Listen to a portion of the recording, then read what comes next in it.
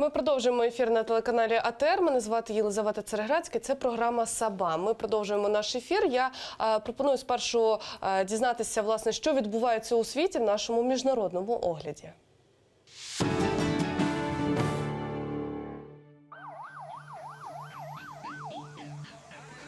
Екстремістське угрупування «Ісламська держава» взяло на себе відповідальність за напад на церкву у Кветті в пакистанській провінції Балуджистан. Пакистанська влада заявила, що щонайменше 7 людей загинуло, ще близько 30 було поранено. Унаслідок авіаудару коаліції на чолі з Саудівською Аравією по Ємену загинуло 10 жінок, учасниць весільного кортежу. Авіація тричі обстріляла район Хариб-аль-Караміш провінції Мариб. Жінки, які поверталися із весільного святкування, потрапили під один із цих нальотів. Уряд Японії планує виділити на оборону в наступному фінансовому році $46 мільярдів. Саме така сума закладена у проєкті бюджету на 2018 рік та є рекордною для країни. Велика частина цих коштів піде на закупівлю озброєння для захисту від можливих атак з боку Північної Кореї. У Румунії відбувся великий державний похорон колишнього короля Міхая І, який помер 5 грудня у Швейцарії у віці 96 років. Десятки тисяч румунів зібралися на площі Революції у Бухаресті біля Королівського палацу, де було встановлено труну з тілом Міхая, а також супроводжували її до собору, де колишнього короля поховали. Французький яхтсмен Франсуа Габар встановив новий рекорд тривалості одиночної навколосвітньої подорожі, а саме 42 дні, 16 годин, 40 хвилин та 35 секунд. Своїм результатом Габар перевершив рекорд іншого француза Тома Коваля, який в грудні минулого року подолав навколосвітній маршрут за термін триваліший на тиждень.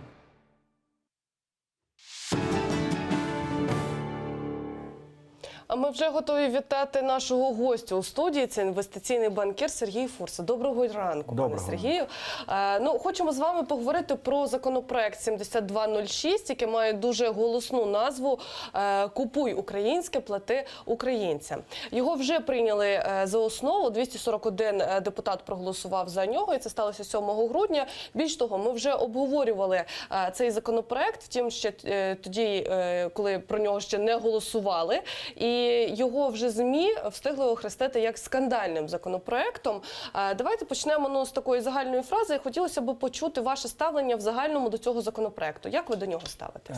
Він не те, що скандальний, він корупційний. І він, скоріш, можна його назвати не «Купуй українське, плати українцям», а «Купуй українське, плати друзям автору законопроекту, купуй українське». Тому що він має зруйнувати систему ProZorro, насправді. Тому що було таке державні закупівлі до системи ProZorro? Повністю корупційна система, де на тендерах завжди вигравали ті, хто ближче. Прийшла система ProZorro, вона цю корупцію майже поборола. Як? Встановивши чіткі прозорі умови аукціонів, тільки цінова конкуренція, все.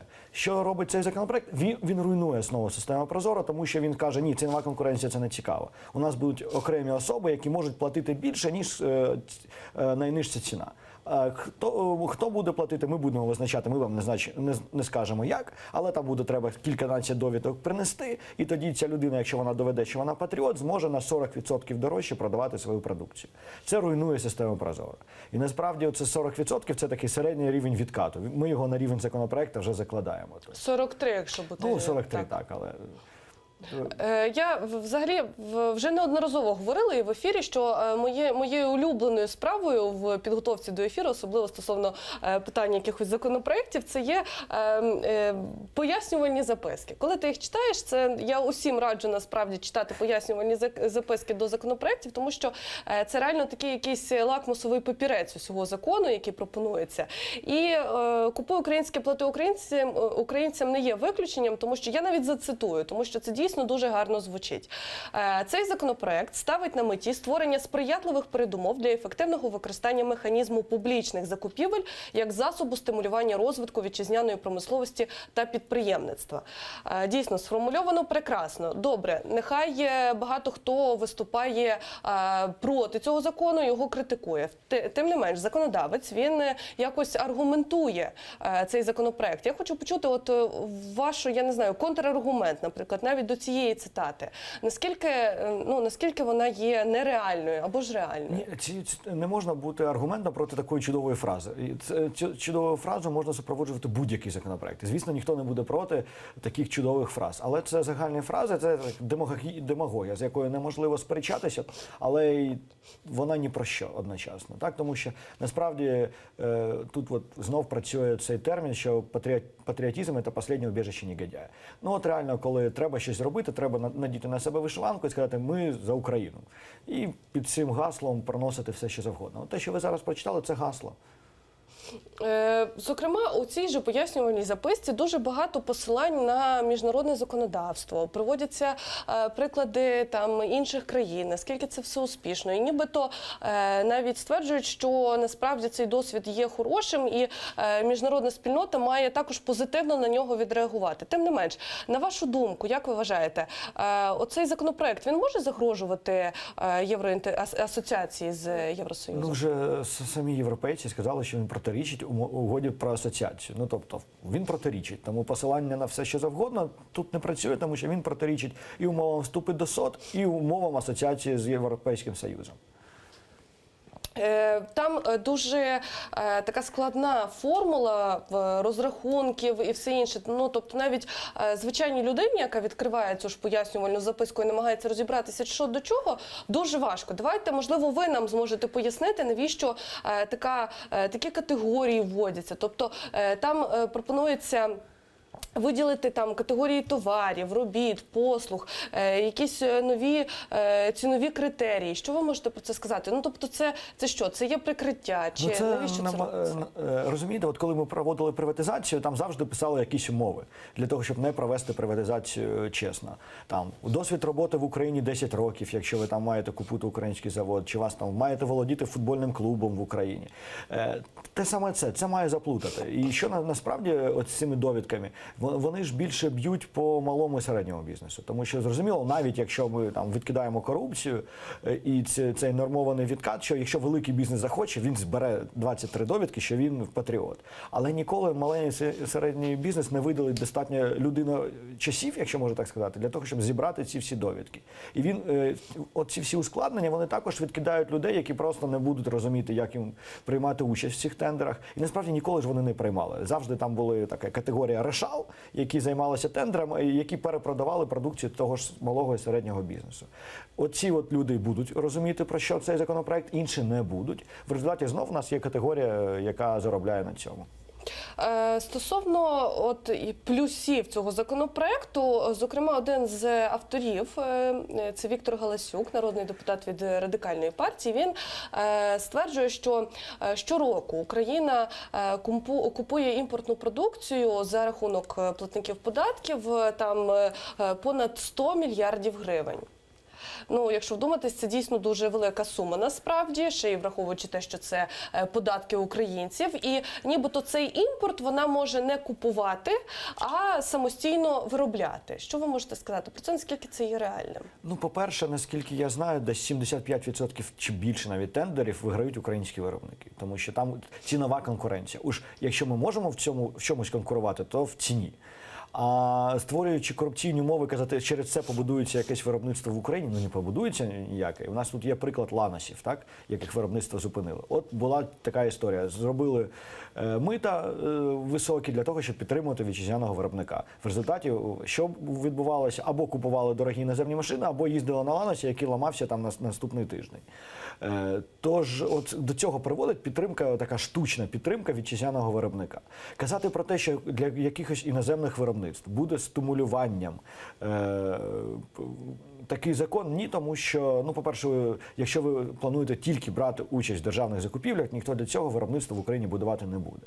По-друге, якщо і визначально тендери корупційні, от ці умови, вони корупційні. Зрозуміло, що жодний іноземний інвестор не буде приймати участь в тендерах, тому що їм не можна платити просто хабарі. Тому вони не зможуть, і тому ну ладно, ми не будемо в цьому брати участь. Тут же інше працює, що якщо є тендер, якщо на тендерах великий дійсно обсяг, тому що в Україні дуже висока частка держави в економіці, і іноземний інвестор спочатку, наприклад, виграє ці тендери як імпортна продукція, а потім він бачить конкурентну перевагу, що добре, тут достатньо попит, і в мене дешева робоча сила, в мене маленьке транспортне плече, так для мене вигідніше виробляти це в Україні і продавати тут. І тоді він буде робити. Але для цього він спочатку має зрозуміти, що це можливо. Можливо продати державі щось за нормальними цінами і без корупції. І потім він же буде локалізувати, тобто будувати виробництво в Україні. Просто для участі в тендерах переносити сюди, там, де є корупція, ну ніхто не буде. Якщо вже говорити про це відсоткове співвідношення, от ви зазначили про державного виробника, те, що виграють тендери українці, там це 75%. Ну, так, мені здається, я точно не пам'ятаю. Знову ж таки, навіть у цьому законі я десь читала, що наводиться інформація про 28, якщо я не помиляюсь, відсотків оцих от закордонних тендерів переможців. Скажіть, будь ласка, от це взагалі як? Для країни це нормально? Це забагато? Майже 30%? Чи навпаки, може бути більше, або ж краще, аби було менше? Дивіться, давайте просто візьмемо звичайного громадянина і подивимося, який відсоток в нього імпорту, а який відсоток власного виробництва. Ми побачимо, що цифри набагато гірше. Ми вдягаємося в імпортний одяг, ми купуємо імпортну техніку, ми дуже багато споживаємо імпортної продукції. Це просто загальна проблема України. І те, що на державних тендерах всього 28, ну тобто 72 українського виробництва, то це насправді перемога, якщо можна так сказати, тому що ми дуже залежні від імпорту, так, тому що, але якщо ми бажаємо створювати умови для вітчизняного виробника, то потрібно робити верховенство права в країні. Оце проблема, так, оце допоможе країні. Треба прибрати СБУ, прокуратуру від бізнесу, тобто створювати службу фінансових розслідувань, про що вже там рік говорить, Мінфін підготував законопроект, а всі ходять по колу. І оце дійсно заважає бізнесу. Якщо ми приберемо тиск на бізнес, то бізнес буде розвиватися. Але не створювати якісь штучні умови, ну тому що, ну, давайте так, якщо ми скажемо, ми маємо купувати айфони тільки українського виробництва. З'явиться після цього айфони українського виробництва? Ні, не з'являться. Буде щось, якийсь український смартфон купляти, чи взагалі ніхто нічого не купить. І ще дуже цікаво, ті самі патріоти-депутати в той же самий день проголосували в бюджеті там певну правку, надавши пільги для імпорту. Там обладнання певного, яке виробляється також в Україні. Тобто одночасно ми кажемо, давайте купувати українське, ці одні депутати підіймають руку. І ті самі депутати у той же час голосують за пільги для імпорту. Тобто і там, скоріш за все, це схема. Тобто пояснювати це якось з піклуванням про вітчизняного виробника дуже важко насправді. Тим не менш, стосовно покращення, чергового покращення, я би сказала, повертаюся до пояснювальної записки. В ній йдеться про те, що реалізація цього законопроекту дозволить скоротити імпорт на 4,4%, прискорити зростання ВВП України на 1,1% та скоротити рівень безробіття на 0,4%. Це все планується цього всього планується досягти без додаткових витрат з бюджету України. Ну тобто, наскільки це є реальним? Чи це є реальним взагалі? Ні. Ну тут такі цифри можна будь-які написати. Насправді, як ви їх поясните? Ніяк. Ну, по-перше, без будь-яких витрат це досить дивно звучить, коли ви на 40% плануєте, щоб платники податків платили більше на тендерах, а з іншого, ну, ці розрахунки, вони ні про що, насправді. Ну, як, де їх отримано, там, я не думаю, що є якась математична модель, яка про це каже. Тобто, ні, це просто цифри зі стелі взяли, написали, добре звучить, добре, нехай. Ну, як ви, в принципі, вашу думку поділяє і заступник міністра економічного розвитку України Максим Нефьодов, то він також зазначає дуже багато про ці 23 довідки, які має надати і отримати спочатку. Також абсолютно незрозуміла процедура їх отримання, кому треба йти, в яких чергах стояти і так далі. Але, тим не менш, він, зокрема, засуджує і посилається на міжнародні інстанції. От, наприклад, він говорить про те, що посол Канади, він каже, що цей законопроект він суперечить угоді про зону вільної торгівлі. Також отримало Міністерство економічного розвитку листи від організації по боротьбі з корупцією, від Transparency International, від Центру протидії корупції і всі проти. Ну, тобто ця корупційна складова, ну вона в чому в основному полягає? В тому, що треба буде кожному заплатити, коли ти береш цю довідку, а їх цілих 23. Ну, з одного боку так, а з іншого, якщо ви не заплатили за всі ці довідки, вам просто фізично часу може не вистачити заплатити навіть за всі довідки. Просто будуть люди, які мають так, пакет цей. Вони це будуть мати пакет цих довідок вже за визначенням. І вони будуть, знову ж таки, повертаємось до системи решал. От цікавий приклад Укрпошти. Зараз там вже змінився менеджмент, прийшов адекватні люди, ввели в тому числі систему Прозоро. І навіть з урахуванням інфляції рік до року витрати на закупівлі зменшились на 40%. От оці самі 40%. Тож просто будуть певні люди, які будуть посередниками, які будуть казати, в нас є весь пакет, давайте до нас, ви вашу ціну так, ми свої 40% зверху і продаємо державі. Все. Хочу ще стосовно цього тиску на малий та середній бізнес, про який ви зазначали. Ну, зрозуміло, що верховенство права і це, в принципі, в нас конституційно закріплений принцип, так. Але тим не менш, що потрібно зробити в першу чергу? Безумовно, потрібен такий законопроект, так? Потрібно якось популяризувати саме українське підприємництво, виробництво, але як це зробити от реально в наших реаліях нашого сьогодення? Як це можливо? Дивіться, ми не з того боку і заходимо. Не потрібен такий законопроект. Не можна змушувати покупця купувати щось. Треба створювати умови, коли можуть виробляти в Україні. І ми, знову ж таки, не можна казати, там, верховенство права – це головне. Ну, це головна проблема, з яким зіштовхується там бізнес в Україні. В Україні немає таких зависоких податків. В Україні є тиск непублічний. Тобто, знову ж таки, тиск прокуратури, тиск Служби безпеки України, які займаються економічними, які не мають займатися, але займаються. Поліція, всі інші, які кожен приходить і каже, а давай мені, а давай мені. Оце проблема. І з цією проблемою треба боротися. Там, зрозуміло, що судова реформа і всі інші речі. Але от тут головна проблема – тиску на бізнес з іншого боку, що не дає приходити інвестиціям. Тому що в Україні саме дешева робоча сила зараз у світі, майже там саме дешева. Ну, тобто, приходять і створюють, нічого не заважає, імпорт буде неконкурентноздатним. Але нема умов, знову ж таки, щоб приходити, нема приватизації, яка має залучити інвесторів, нема там інших речей. І поки ми це не зробимо, будь-які такі речі є штучними. Це з одного боку корупція, а з іншого популізм. Чому? Тому що це проста відповідь на важке запитання. Не може бути простої відповіді на таке запитання. Так, ми дуже залежні від імпорту. Але не можна прийняти закон і сказати, все, ми не залежні від імпорту. Так не працює просто. Тим не менш, цей законопроект прийнятий за основу. Давайте розберемося, що значить прийнятий за основу саме в контексті цього законопроекту. Тобто, в подальшому будуть правки, правильно ми розуміємо? Ну, буде друге читання. І є надія, що, оскільки вже всі сказали, крім Радикальної партії, всі сказали, що цей закон поганий, є надія, що він не пройде, тому що дуже важко знайти людей, які його підтримують, крім авторів законопроекту. На вашу думку, тим не менш, чи вдасться Радикальній партії цей законопроект проштовхнути в такій редакції, як зручно їм? Я думаю, що ні. Знову ж я не здивуюся від нашої Верховної Ради при будь-якому результаті, тому що вони вже показали, що вони можуть все, що завгодно робити. Але мені дуже важко це уявити. Мені важко уявити, як інші люди підпишуться під цим законопроектом після того, як хвиля якась дізнялася після його першого читання. Я вас зрозуміла. Зараз ми перервемося, подивимося сюжет про цей день в історії, а потім повернемося до нашої розмови з інвестиційним банкіром Сергієм Фурсою.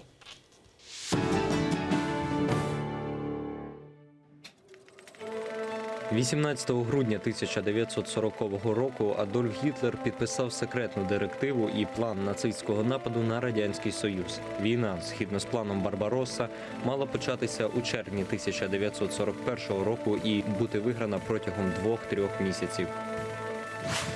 Цей день 1972 року президент Сполучених Штатів Річард Ніксон віддав наказ про бомбардування Північного В'єтнаму, найжорстокіше за весь період американсько-в'єтнамської війни.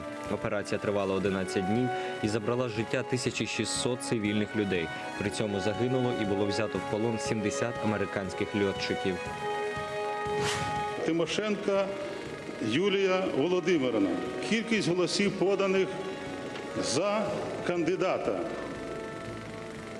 226. 18 грудня 2007 року на пленарному засіданні Верховної Ради України голосами 226 народних депутатів України від парламентської коаліції «Бют та Нунс» Юлія Тимошенко вдруге стала прем'єр-міністром України. 2011 року у своїй домівці у місті Градечак на 76-му році життя помер Вацлав Гавел, письменник, драматург, дисидент, останній президент Чехословаччини та перший президент Чехії, який привів країну до НАТО і фактично до ЄС. 18 грудня 1946 року народився Стівен Банту Біко, південноафриканський борець за свободу корінного населення Південно-Африканської Республіки, керівник руху за чорну самосвідомість.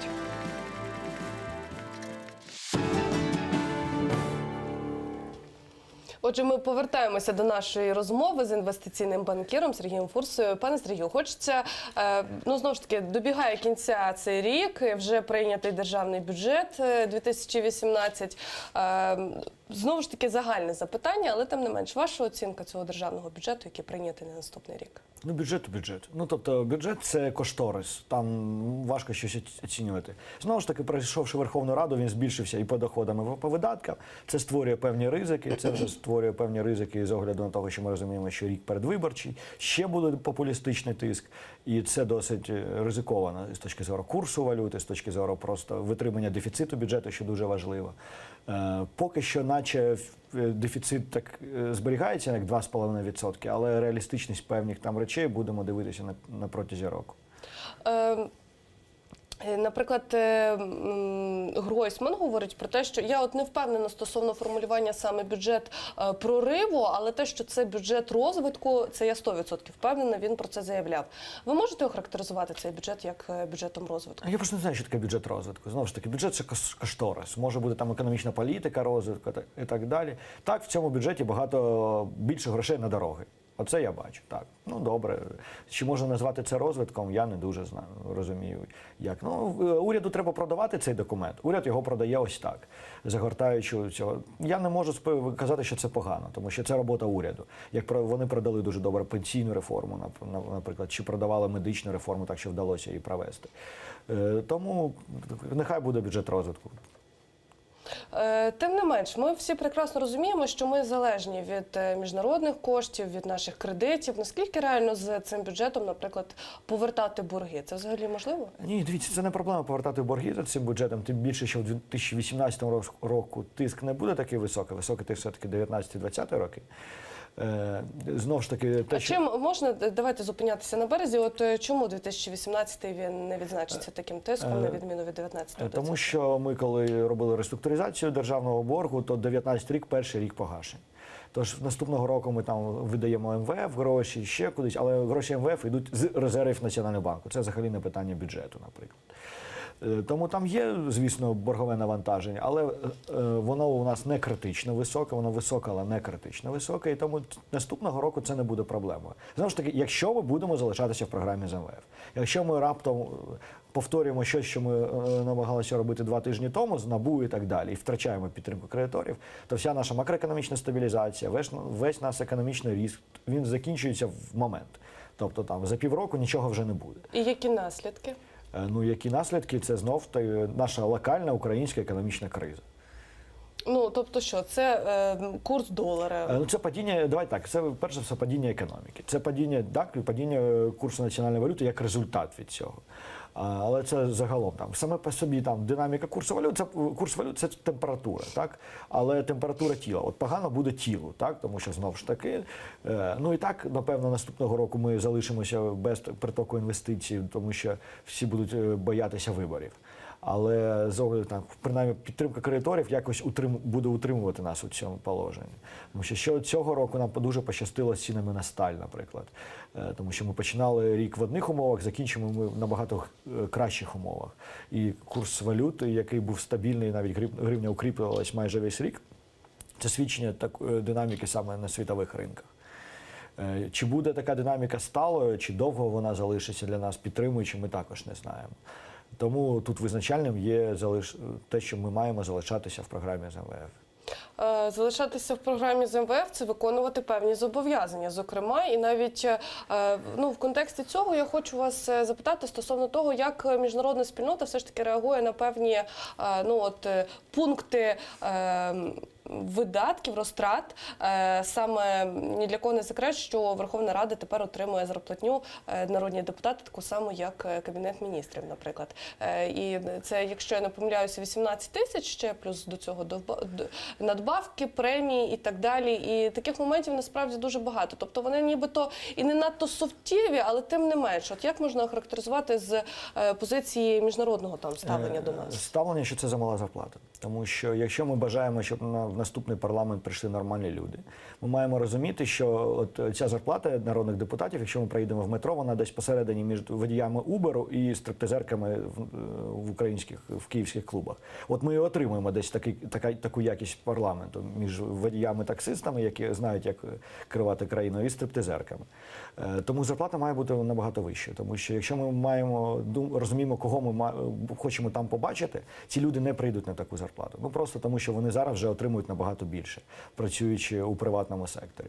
І дивлячись на ці зарплатні, вони скажуть, я не буду отримувати занадто нервове навантаження, змінювати мій рівень комфорту, виходити з зону комфорту, заради чого? Заради того, щоб зменшувати свої дохід в 3, 4, 5 разів. А скільки має отримувати народний депутат, аби йому було достатньо? Я думаю, 4-5 тисяч доларів в Києві. Це такий рівень, який може заохотити, приходити туди професійних юристів і економістів, які зараз вже мають якийсь досвід, які мають зараз добру роботу. Не кажучи вже, що там урядовці, там міністри точно ще не мають отримати менше 20 тисяч доларів. Якщо проводити паралелі, знову ж таки, з іншими країнами, насправді народні депутати взагалі, вони не на такому рівні живуть. Це всі прекрасно знають. Ми всі бачимо, як живуть наші народні депутати. Так, ми бачимо, що вони витрачають. Але ось в цьому вже проблема. Ми розуміємо, що урядовці не живуть на 20 тисяч гривень, а вони отримують доплату у конверті. І саме це стимулює цих людей, якщо ми якісних. Але хто платить, той і танцює. Так? Тобто, якщо народ України буде платити, то він може заохотити прийти туди людину, яка буде працювати на народ України. Якщо народ України каже, я не плачу, то будь-який професійний менеджер просто не прийде. Або прийде людина, яка буде отримувати в конверті, може він професіонал, але хто дає конверт, той буде казати, що проведи тендер і нехай Дубневичі продадуть тобі всі ці речі в Укрзалізниці. Стосовно курсу долару, якщо зрозуміло, що ми всі від нього залежимо, і в цьому бюджеті він закладається, якщо знову ж таки я не помиляюся, 29 гривень. Правильно курс? Давайте так. Перш за все, те, що закладається в бюджеті, не має жодного значення. Це там просто бюджет побудований на макропрогнозі, який був актуальним на початок цього року. Він вже давно не актуальний. І якщо ми подивимося на цей рік, то там середній курс закладався 27,2. Ми починали рік 27,2, тільки зараз ми стали вище, ніж 27,2. Тобто, взагалі, курс інший, там, напевно, середній 26 чимось. Тобто, це не про що. Неважливо, який курс закладається в бюджеті. От саме тому українці бояться, що якщо закладається 29, то слід чекати там 32 і так далі. Так, знову ж таки, по-перше, цього року закладали набагато більший курс, ніж є реально. А по-друге, те закладання ні на що не впливає. Оце головне, ні на що не впливає. Те, що там написано, там можна 40 написати. Це не змінить. Це не є орієнтиром для Національного банку чи для уряду. Цей курс просто курс. Знову ж таки, ваша думка, насправді, що є реальним? Чого нам чекати в наступному році, якого курсу? Дивіться, поки що, якщо ми дивимося там всі прогнози, гривня там залишиться приблизно 27-28. У нас просто є сезонність, зараз ми завжди там осінь, зима, осінь, там грудень, січень ми вириваємося вверх, потім навесні гривня укріплюється і потім цей цикл повторюється. Тобто зараз ми близькі до піку, такого середньорічного. Зараз місцеві бюджети – це велика проблема. Вони пішли витрачати кошти минулого тижня і курс підстрибнув. Потім, може він ще виросте трошки, потім він стабілізується, буде аграрна весна, аграрії почнуть продавати долари, гривня знов буде укріплюватися. Тому вона буде коливатися, вона коливається в цих межах. І якщо ми подивимось, навіть якщо б ми взяли 29, наприклад, як орієнтир, хоч поки що це найпесимістичніший сценарій. Але уявимо, що в нас там зараз 27,5, 29 – це зміна курсу на 5% за рік. Про що ми кажемо? У нас депозити в гривні зараз 15% десь, плюс-мінус. Тобто, якщо ви бажаєте навіть зберегти ваші гроші, чи ви просто кладете їх на депозит. Все. У вас немає з цим проблем жодних. Тому навіть 29 – це цифра така начебто велика, так? Але зміна з 27,5 – 29 – це 5%. Пане Сергію, я все ж таки, я розумію, що це таке дуже наївне запитання, тим не менше, багато українців, оптимістів, вони ще мріють про повернення до курсу, ну, якщо не 8, то принаймні 16 гривень. Це взагалі можливо реально, там, я не знаю, в 22-му році, Ні, 20-му? це нереально, і це було б дуже погано, насправді. Тому що, якщо б ми повернулися, ми розуміємо, що ми експортно орієнтована країна, і це б зруйнувало там наш експорт, конкурентоздатність наших виробництв і так далі, і так далі. Курс гривні, знову ж таки, варто розуміти, що не важливо, який курс гривні. Важливо, скільки грошей ви отримуєте в еквіваленті в доларі. От треба розуміти, що нам треба збільшувати доходи населення, просто щоб нас догнати той рівень, коли курс був там 16 чи 8. І поступово цей процес іде. Але повертання назад курсу не буде. Навіть якщо б ми зараз за кілька місяців прийняли всю програму МВФ, через рік в нас би прийшли сюди шалені інвестиції, то що б відбулося, Національний банк просто б скуповував надлишок долару і збільшував би свої резерви. Ніхто б штучно не укріплював би гривню. Тому це взагалі нереальний сценарій. От стосовно штучного утримування гривні, тому що коли там прийшла до влади Гонтарєва, вона постійно говорила, стверджувала, що 8 гривень за долар – це було якраз штучне утримування. Чи можемо ми говорити, що зараз є таке певне штучне утримування? Тому що час від часу насправді такі чутки ходять. Ні, немає взагалі. Національний банк просто викуповує, якщо є там надлишок чи пропозиція долара. Дійсно, те, що відбувалося в 2011-2013 роках, ми витратили половину резервів Національного банку і взяли боргів на шалені десятки мільярдів доларів, просто щоб втримати курс гривні. Тобто ми на пружинку сіли і стримували її. Чим далі ми сиділи, тим більше воно мало вистрілити. От і результат. Коли прийшов 2014 рік, в нас не залишилося резервів, в нас шалений рівень боргу, і ми не можемо втримати цей курс. Це все наслідок того, що ми утримували штучно курс гривні 8. Якщо б ми не утримували за той період, курс би прошагав з 8 до 10. І все. А ми утримували і в результаті отримали те, що ми отримали зараз. Це результат того, що забагато ресурсів держави було витрачено саме на утримування курсу. Зараз ні, зараз курс коливається, ми бачимо, що він ходить і туди і назад. Національний банк просто там стримує великі коливання. Наприклад, якщо є надлишок там 30 мільйонів доларів на ринку, ну умовно кажучи, Нацбанк викуповує 25, 5 залишає для того, щоб рух був в тому напрямку, який він мав би бути. Але немає цієї волатильності, яка може там паніку викликати чи щось інше.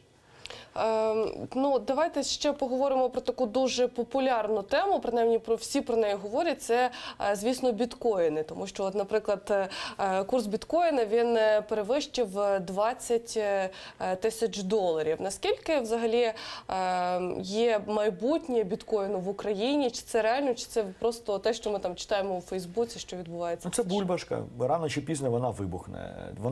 Біткоін може коштувати скільки завгодно, тому що в нього нема вартості взагалі. Тому він як тюльпани, пам'ятаєте? Так? Може долар коштувати 100 доларів, може 1000, а може і 100 тисяч. Тому що чому сьогодні зростає курс біткоїну? Тому що сьогодні ви купуєте, щоб завтра було дорожче. Бо завтра буде дорожче. Поки всі в це впевнені, поки ця манія триває, курс буде зростати. І він може зростати нескінченно. І ніхто ніколи не скаже, ніхто ніколи не може передбачити, коли бульбашка лопається. Це неможливо. Але одного часу це все рівно трапляється. Це не піраміда, це не МММ, але результат той самий. Я вас зрозуміла. Хочу ще попитати стосовно політики Національного банку на наступний рік. От чого чекати? Ну, власне, від Валерії Гонтарєвої, там, можливо, є якісь відмінності між тим, що впровадили цього року і що будуть наступного? Ну, Валерія Гонтарєва вже як 9 місяців не очолює Національний банк, тому від неї вже нема нічого чекати. А так, я думаю, політика Національного банку взагалі, вони намагаються робити її зрозумілою. Зараз ми бачили підвищені ставки двічі поспіль, тому що інфляція перевищує очікування. Інфляція, ну, на яку мало може впливати насправді Національний банк, але на природу цієї інфляції. Тож я думаю, що політика залишиться то самою. Вони навряд чи будуть знижувати ставку наступного року з огляду на популістичний початок популістичного періоду передвиборчого. Це є проблемою, звісно. Чи буде підійматися ставка, ми не знаємо. Курс точно гривні залишиться, як він був плаваючим. Вони будуть стримувати певні речі, але можливо ми побачимо подальшу лібералізацію. Ми знаємо, що Національний банк підготував вже законопроект про валюту, який має бути поданий в Раду і проголосований. Але тут же залежить від депутатів. Пане Сергію, ну стосовно, наприклад, Валерії Гонтаревої, на сайті воно досі значиться як глава. І тоді чого чекати, коли буде заміна? І чому взагалі така ситуація? Ну тому що вона пішла. Забули оновити сайт чи що? Вона формально та залишається формально, але ми розуміємо, фактично її вже нема з квітня місяця, і вона взагалі не що. Тобто немає очільника Нацбанку? Є ІО, як і в Смолій. Це всіх влаштовує, судячи з усього. У нас дуже багато ІО зараз в країні, і це всіх, схоже, влаштовує. Звісно, ця ситуація, вона нездорова. І звісно, що в будь-якій цивілізованій країні світу це було б неможливо, коли у вас нема голови регулятора на протязі 9 місяців.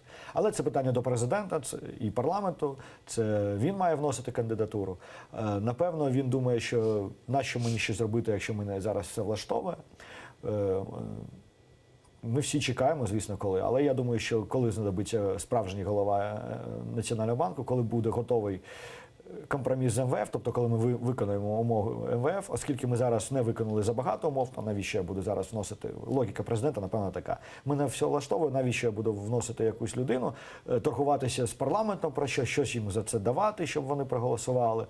Мене і так все влаштовує. От коли ми домовимося з МВФ по газу, коли ми зробимо антикорупційний суд, коли ми проголосуємо закон о приватизації, і це стане наріжним каменем, голова НБУ постать, щоб там була справжня голова, тоді я буду вносити. Я думаю, що логіка якась така. А чи буде конкурс взагалі на цю посаду, як Ні, ви не вважаєте? буде. Чи це буде ставленик, в принципі, як Гонтарева? Це буде людина, яку обере президент. Виключно так? І ніяких навіть шансів на те, що... Я не бачу зараз взагалі жодних шансів, щоб був конкурс.